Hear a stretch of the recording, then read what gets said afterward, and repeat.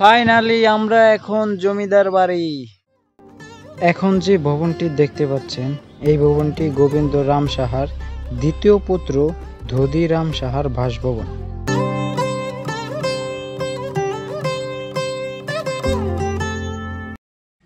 Hello বন্ধুগণ, কি অবস্থা সবার? চলে আসলাম আর একটা নতুন ভিডিও নিয়ে। আর আজকের এই ভিডিওতে আমি আপনাদের ঘুরে দেখাবো মানিকগঞ্জ জেলার সাটুরিয়া থানার বালিয়াটি জমিদার বাড়ি। তো ভিডিওটা অনেক সুন্দর হতে চলেছে, সবাই সম্পূর্ণ ভিডিওটা দেখে যাবেন। আমাদের বাসা থেকে সাটুরিয়া জমিদার বাড়ি প্রায় 16 কিলোমিটার। তো আমরা এখান থেকে অটোতে চড়ে আগে সাটুরিয়া যাব, তারপর সাটুরিয়া থেকে আরেকটি অটো নিয়ে আমরা বালিয়াটি জমিদার বাড়ির উদ্দেশ্যে রওনা দেব।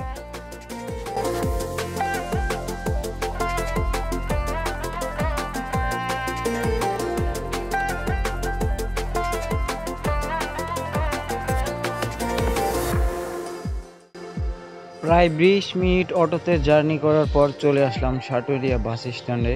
এখান থেকে আমরা আরেকটি অটো নিয়ে আমরা বালিয়াটি জমিদার বাড়ির উদ্দেশ্যে রওনা দেব।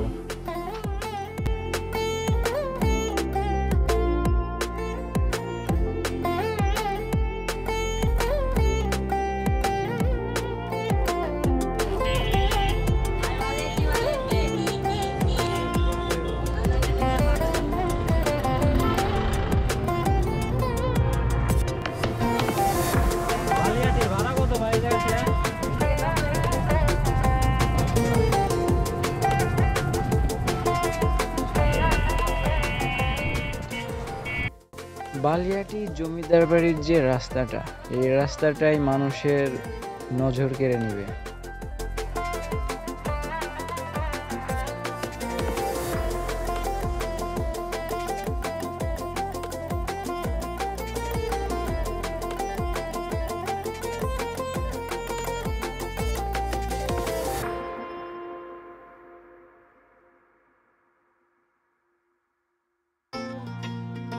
অবশেষে আমরা চলে আসলাম বালিয়াটি জমিদার বাড়ি। দুঃখজনকভাবে আমরা অনেক লেট করে ফেলেছি, লাঞ্চের টাইম হয়ে গেছে। টিকিট কাউন্টারের লোক লাঞ্চ করতে গিয়েছে। সো আমরা এখন একটু রেস্ট নিব। মানে ওই দূরে একটা নিম গাছ দেখা যাচ্ছে, আপনারা যারা আগেও এসেছেন এই নিম গাছটা আপনারা দেখতে পারছেন। এখানে মূলত অনেক ঠান্ডা পরিবেশ, পাশেই পুকুর।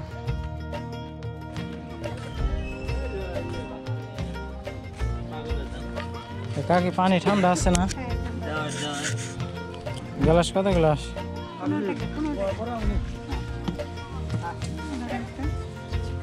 দেন জোরে দেন। হ্যাঁ আরেকটা দেন। এইটা তো ঠান্ডা না, বরফ না। আমি দিয়ে দিয়েছি হাতে, দেখেন ঠান্ডা কিনা। ঠান্ডা আছে মানে বরফ কি আলাদা করে দিয়েছে না? হ্যাঁ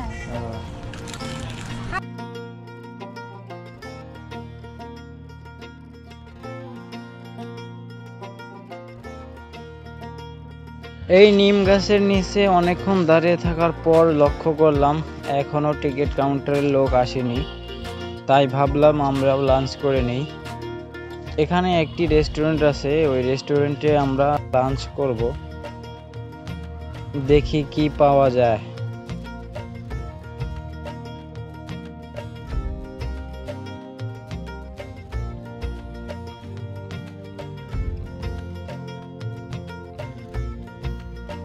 রেস্টুরেন্টে প্রায় 30 মিনিট সময় কাটানোর পর চলে আসলাম টিকিট কাউন্টারে।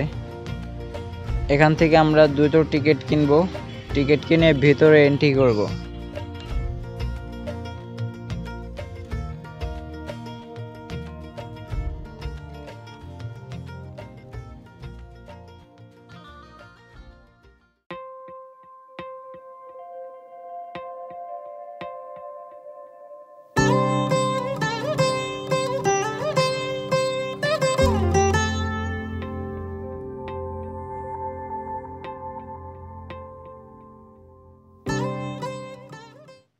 ফাইনালি আমরা এখন জমিদার বাড়ি।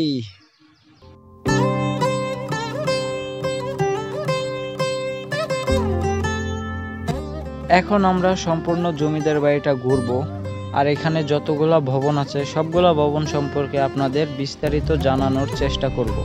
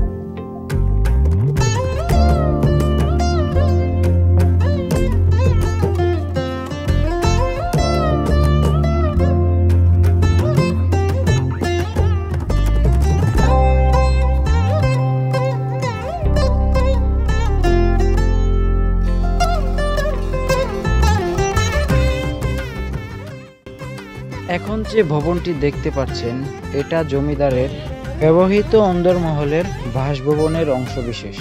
2 তলা এই ভবনটিতে মোট 4টি কক্ষ রয়েছে।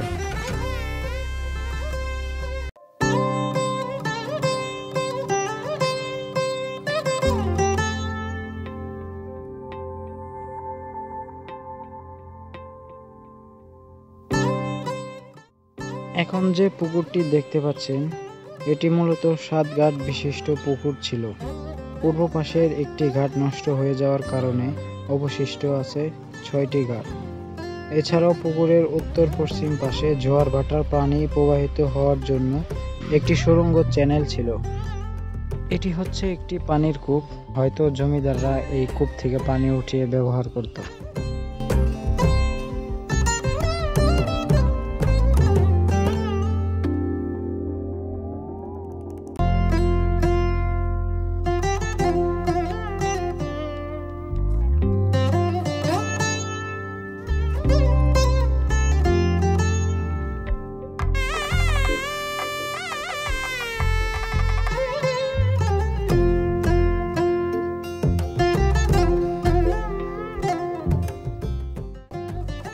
এখন যে ভবনটি দেখতে পাচ্ছেন এই ভবনটি গোবিন্দ রাম সাহার 3য় পুত্র আনন্দ রাম সাহার বাসভবন অন্দরমহল হিসাবে ব্যবহৃত হতো।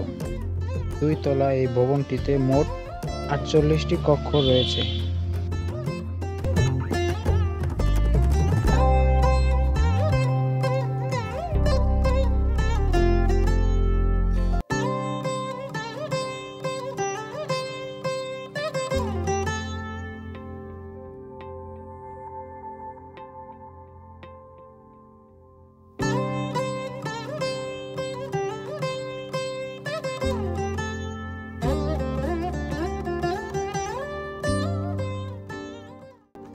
এখন যে ভবনটি দেখতে পাচ্ছেন এই ভবনটি গোবিন্দ রাম সাহার 2য় পুত্র ধোদিরাম সাহার বাসভবন অন্দরমহল হিসাবে ব্যবহৃত হতো।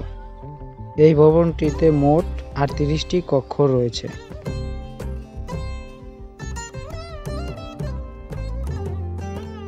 এই ভবনটি গোবিন্দ রাম সাহার জ্যেষ্ঠ পুত্র পণ্ডিত রাম সাহার বাসভবন অন্দরমহল হিসেবে ব্যবহৃত হতো।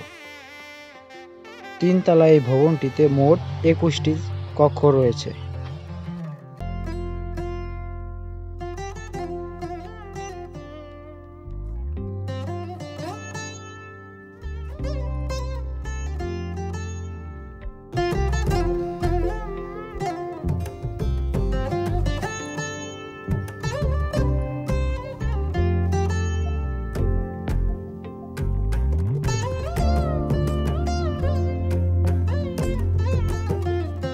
এখন যে বড় ভবনটি দেখতে পাচ্ছেন এই ভবনটি গোবিন্দ রাম সাহার জ্যেষ্ঠ পুত্র ধোদিরাম সাহার ব্যবসায়িক ও প্রশাসনিক কাজে ব্যবহৃত হতো। করিন্থিয়াম পিলারের নির্মিত 3 তলা বিশিষ্ট এই ভবনটিতে মোট 24টি কক্ষ রয়েছে।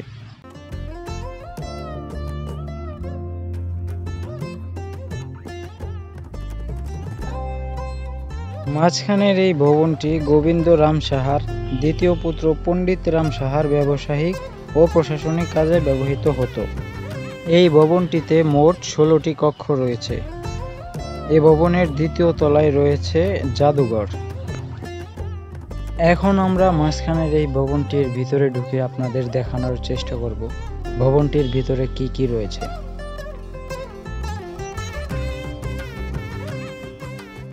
নিচতলায় রয়েছে অনেকগুলা সিন্দুক। এই সিন্দুকগুলায় মূলত জমিদাররা অলংকার বা তাদের দরকারি সামগ্রী সুরক্ষিতভাবে এখানে রাখত। এই ভবনটির দ্বিতীয় তলায় রয়েছে জাদুঘর। দুঃখজনকভাবে জাদুঘরের ভিতরে ভিডিও করা এবং ছবি তোলা সম্পূর্ণ নিষেধ ছিল, এর জন্য আমরা ভিডিও করতে পারিনি। বন্ধুরা, বালিয়াটি জমিদার বাড়ি আমাদের সম্পূর্ণ ঘোরা শেষ। তো আজকের এই ভিডিওটা আপনাদের কাছে কেমন লেগেছে কমেন্ট করে জানাবেন। আমরা এখন বাসার উদ্দেশ্যে রওনা দিব। তো সবাই ভালো থাকবেন, সুস্থ থাকবেন। আল্লাহ হাফেজ।